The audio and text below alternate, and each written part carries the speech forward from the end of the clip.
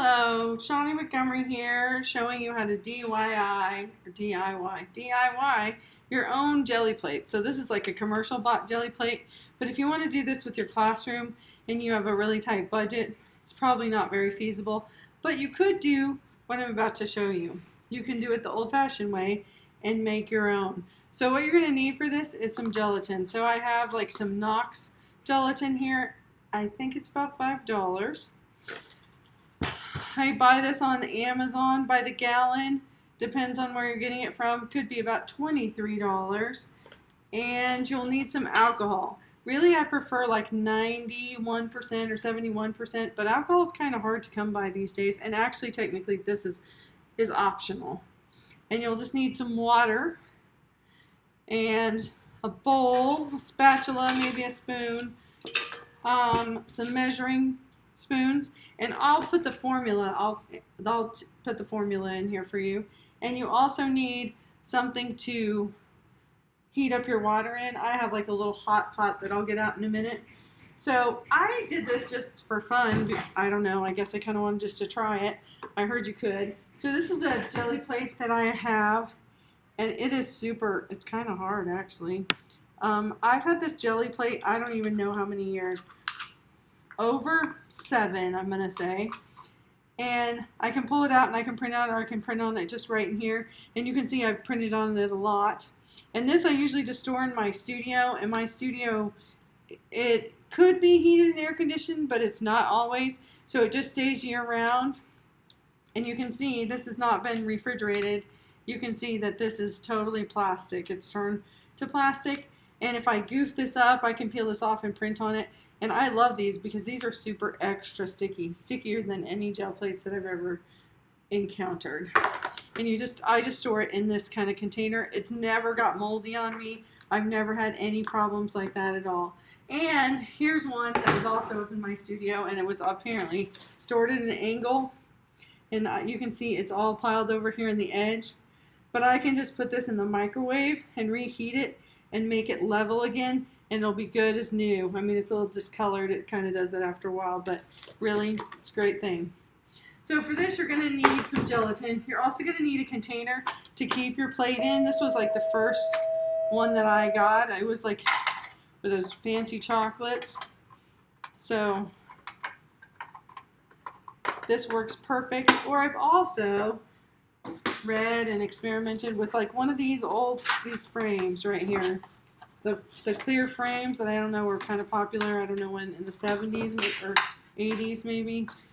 So I got one of these because I think I want to make a jelly plate. I think that's a perfect size to try and do this in. Okay, so it's been a little bit while since I did this, but since we're going to do this together. So I am going to give you the formula, but my formula calls for 3 tablespoons of gelatin. So, and this gelatin, this kind of gelatin says to dissolve it in cold water. So I have 3 tablespoons, or 2.5. Well, actually, yeah, there's 2.5 teaspoons in a packet, and it calls for like 4 packets. So I did 3 tablespoons. I think that's right. And this is just some cold water. And I'm just going to pour it in here and dissolve. It says it's like softening the gelatin until it makes some blooms. So I'm just going to soften the gelatin.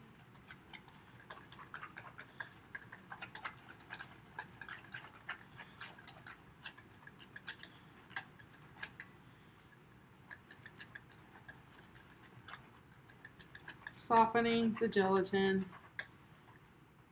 I think that's pretty soft. Okay.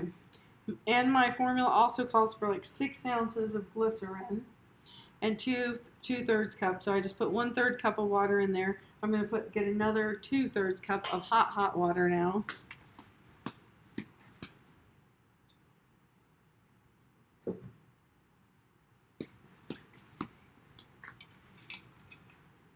So I just used my little hot pot that I have here in my classroom to do this. And you can see my measuring cup has seen its better days. Kids have used it for paint and craziness. I'm going to see. I think that's about that's about a third. So I'm just going to put that in there with that. And I'm going to stir this in.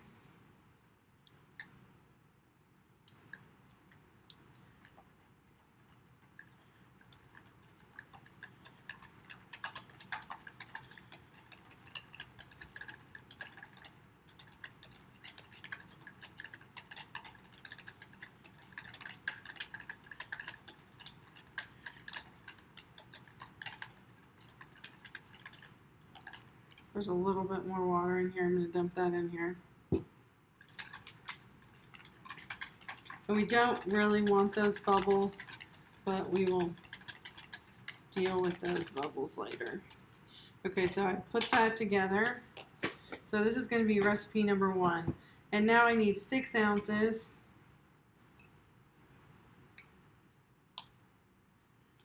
of glycerin, which seems like a lot, but this is what makes your jelly plate plastic. And if you buy the teeny tiny bottles, which you can buy like in the section at Walmart or whatever at a drugstore, but it's easier and cheaper just to order this by the gallon. And this is just food grade vegetable glycerin, vegetable. So then this is my 6 ounces of glycerin, and I'm going to pour this in here.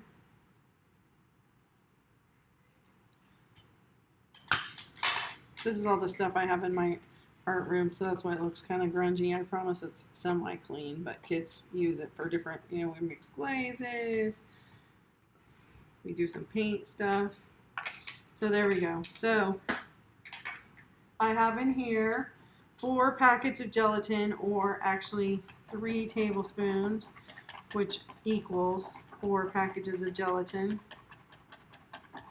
and 6 ounces of glycerin and 2/3 cup of water, and that is divided. Then I'm just going to put this in here, and this is going to make a pretty decent size 5 by 7.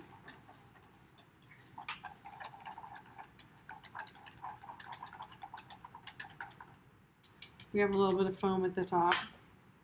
So this is like a perfect, about perfect for the 5 by 7. This is maybe a little bit longer, but it works pretty good. So I'm going to pour this in here.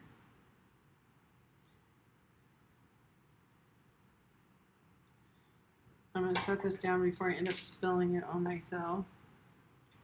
Oops, or on the table, which I just did.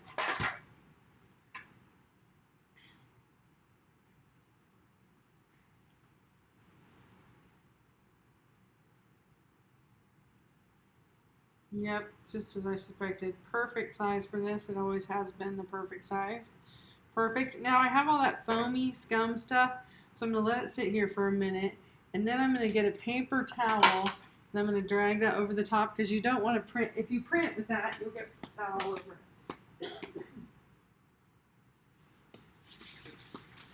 So if you just leave it like this, what ends up, and I don't know if you can see that. Maybe if I turn the light off, you can see this better.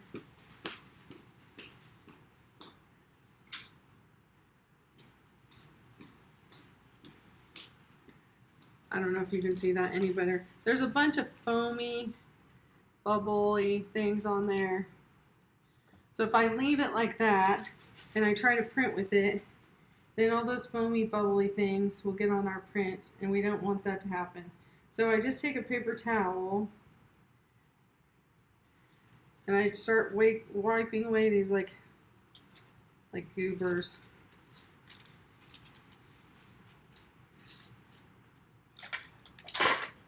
Move that out of the way.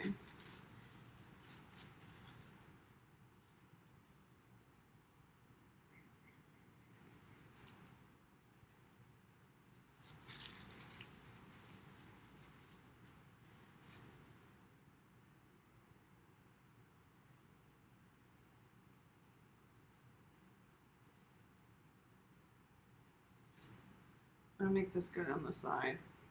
This is just on the spare piece of paper, no worries.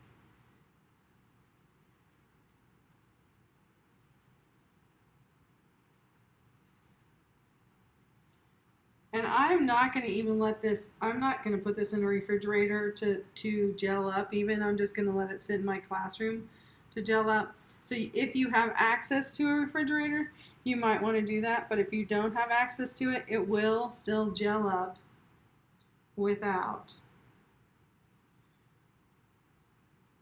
There's a lot of foamy things on this today.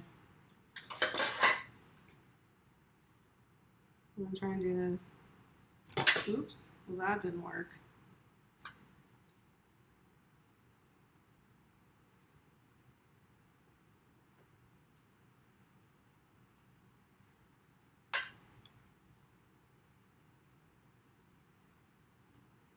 So this is a great way you can incorporate like some science, because the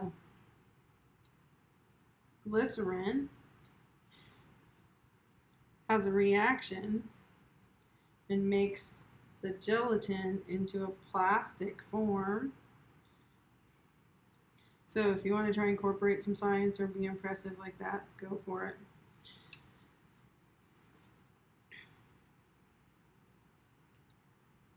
Or it's just kind of fun for kids to make their own jelly plates. And then if they goof these up, you could have them all bring their own little plastic container in, or you could have some plastic containers. Or if you want to just do this like you think, no, I can't afford to do that each individually kid, you could get a whole big cookie sheet tray,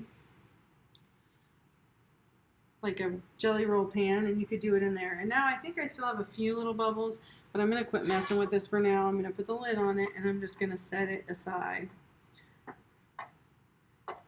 Hopefully without spilling it everywhere. And then I'm going to set it somewhere level. That's kind of important, so that it gets level as it sets up.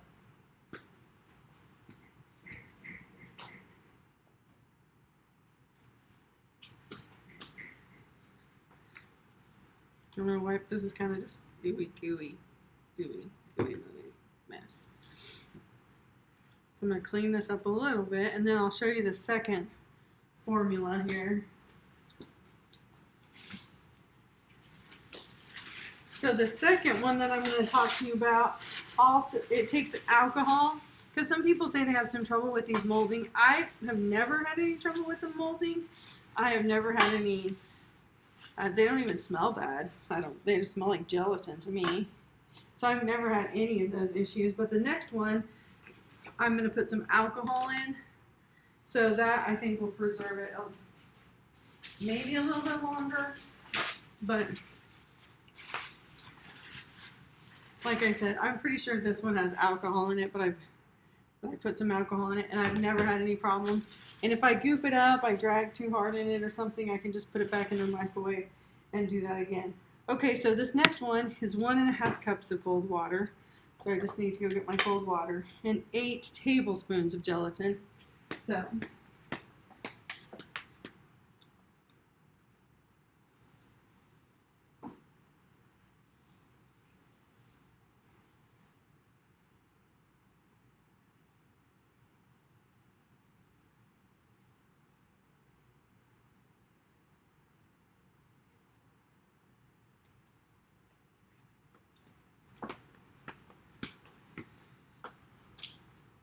okay, that's just plain water. It just looks murky. Sometimes it comes out of a faucet like that here in Cheney, Kansas. I don't know.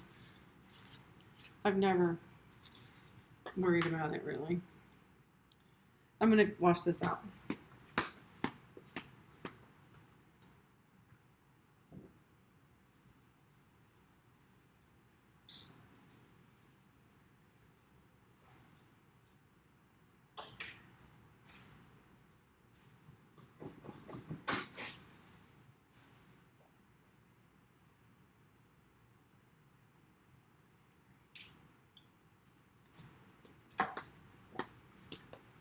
Okay, after a quick rinse off, I just washed that out. I didn't really totally dry it out. Now I'm going to go in, and I'm going to do my water first with my 8 tablespoons of gelatin. So this is going to make a bigger plate.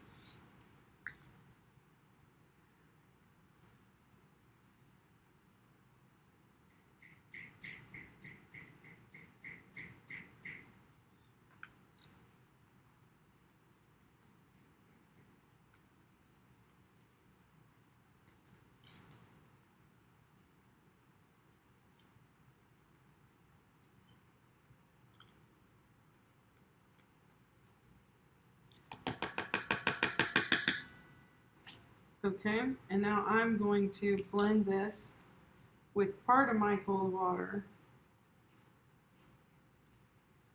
And this one, I think technically you don't have to use hot water, but I think I am going to go ahead and use some hot water. So I'm going to just soften and dissolve my gelatin. Ooh, it's really kind of taking a lot of water. I might add some more in there, and that's where all those bubbles come from, is like this stirring thing, but you got to kind of just do it.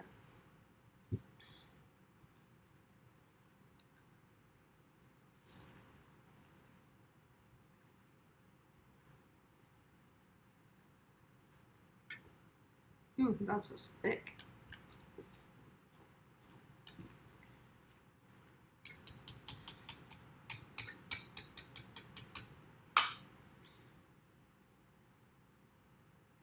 And I need about a third a cup of water, a little bit more than a third. And with this, I'm going to add hot water now. So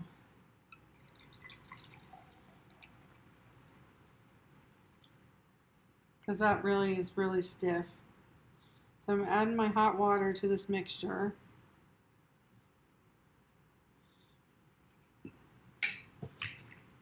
And now I'm going to soften or stir this.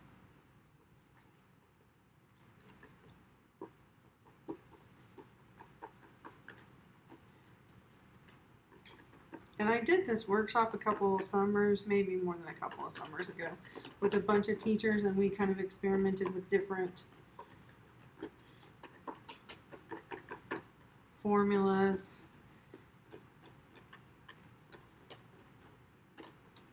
Yes, that works way better with, so I put about half of the water was cold, and I got those blooms, and then the other half was hot water, and now it's dissolved. Okay, so now it would be better if I had like 90% alcohol or 71%, but I can't, we're in a pandemic, you can't find it. I mean, maybe you guys can find it. So this calls for 3/4 of a cup of alcohol, which is quite a bit of alcohol.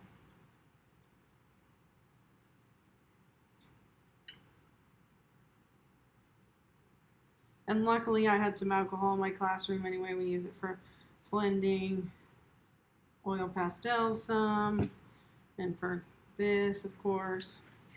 So there's 3/4 cup of alcohol to this mixture.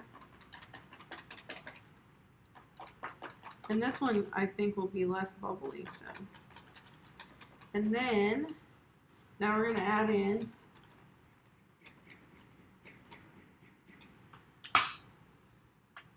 three-fourths of a cup of glycerin.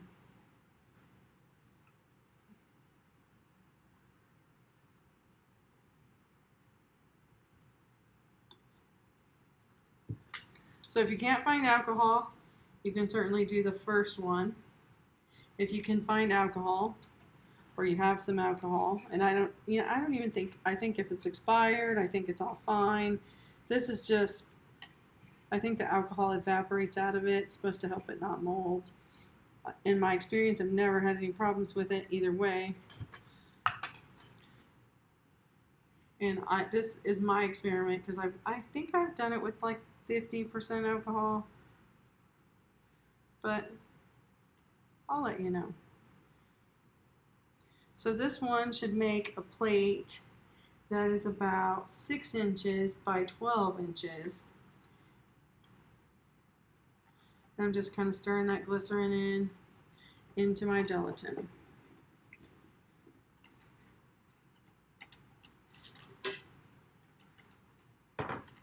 Okay, it is kind of important to keep your jelly plates like covered so they don't dry out. So if you have some acetate, I have some acetate, like some old overhead projector acetate. Most districts have some of that. I'm just going to try and pour this really super slow, and hopefully most of those bubbles get out for me.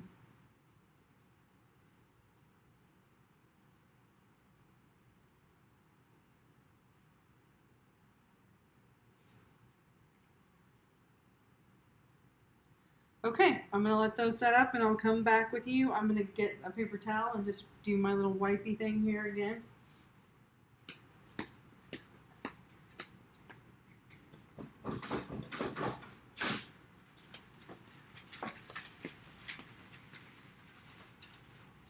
Just wipe over the surface or just lay it here.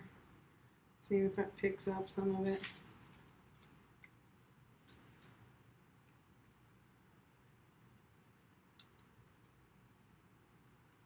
Ooh, that works pretty good. Beautiful.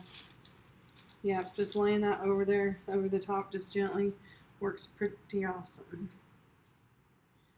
I wish you guys were here. It's way more fun to do these workshops all together, but thanks to the pandemic, I guess we can do it virtually, and you can maybe let me know how your results go. You can email me. I will put like handouts for this with this presentation, with the formula, so you don't have to worry about writing them all down fast and furiously. And I will also do a little test after the set's up. I'll try and do some test mono printing to show you. I have a lesson plan that you can get on NASCO. There's a chunk in here, I'm trying to get it out, that didn't dissolve.